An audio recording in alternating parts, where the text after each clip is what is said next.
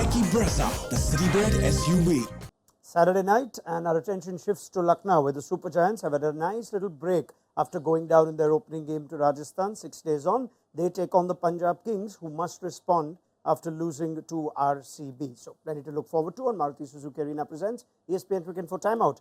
It is time to say hello to Varun Aaron, Mitch McClenaghan, Tom Moody. I love this conversation when it comes to what should the batting order be for a KL Rahul team. It's either about him and his strike rate, or it's about where the people are batting around him. Tom, what you saw in the opening game, they sent Badoni at 4. They kept their big hitters late, and they had too much to do against Rajasthan.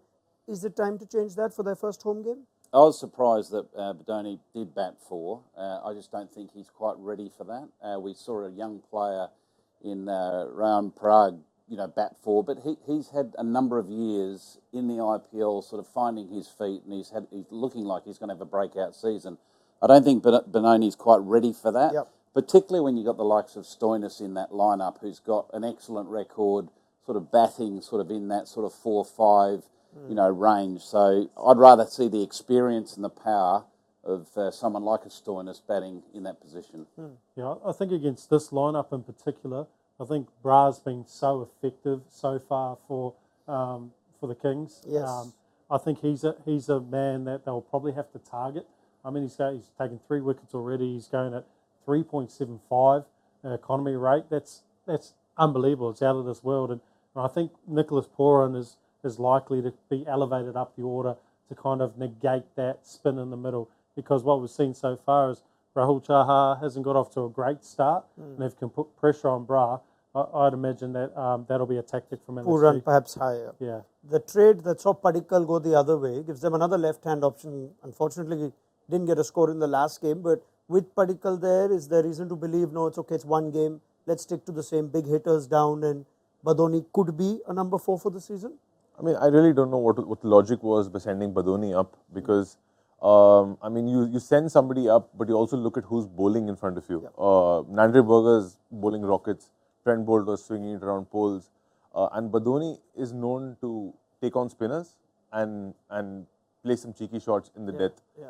So, Marcus Stoinis is one of their flagship players. He plays number 4 for Australia. Really good batsman, technically more sound. He can handle pace.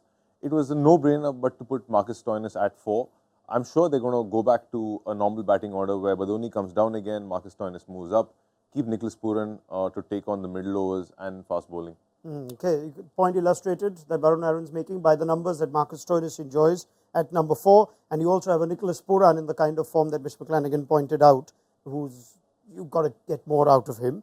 Let's talk about, there you go, Pooran, number 3 and 4, 45.7.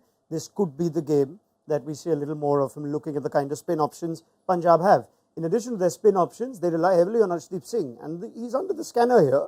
We're looking at the contenders, so to speak, from an India point of view with the World Cup right after the IPL. And Arshdeep, we thought, was a certainty, or at least amongst the first 3 or 4.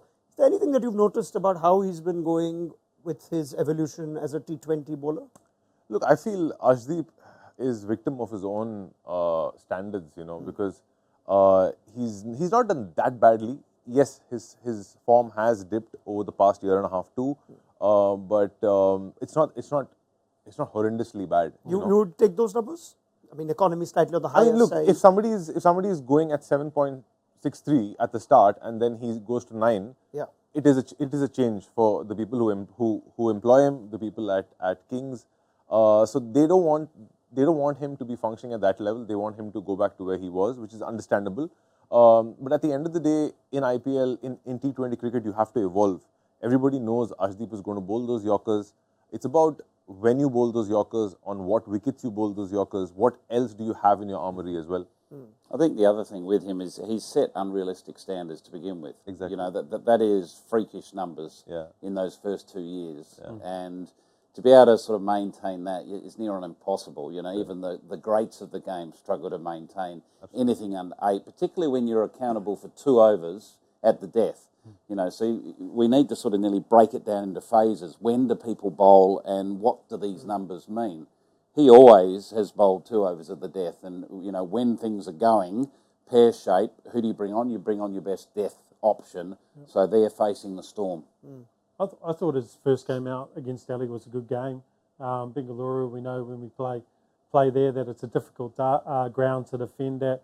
What I would like to see from the Kings is for him to roll out. I'd like him to bowl the first over.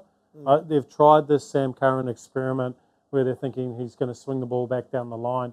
He hasn't got his radar right, and it's actually got them off to a poor start. I think both games, the first over has gone for If Johnny 10 plus. Bairstow holds on to a catch, he's got off to a reasonable start. Yeah, okay, yeah, I understand that. But just looking from a technical point of view, there's a couple of, like he's lost the control down the leg side, and I think he's a far better option with that new ball. He's got that pace, and I want him to take wickets in that first over, which just sets up everything else confidence-wise throughout the game. Very quickly on team news, Johnny Bairstow must hold on to catches. Must he hold on to his place as well, Mr. Moody? Yeah, I think he's got his place for another game or two. I think I'd be surprised if they're going to be making too many moves. They've won one, lost one, so it's not looking too bad for them. And I don't see any personnel changes for Lucknow as well after one game. No, I mean, I think, let's not jump the gun. Everybody's just played like maximum 2 games.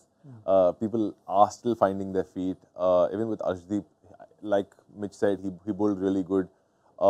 First game, second game also was really good. His first 2 overs weren't too bad. Just his last over, I mean, obviously went to the cleaners. That can happen to anybody at the Chinnaswamy. So, I mean, I think Arshdeep is still where he was at. Just a few little tinkers here and there, and he should be good.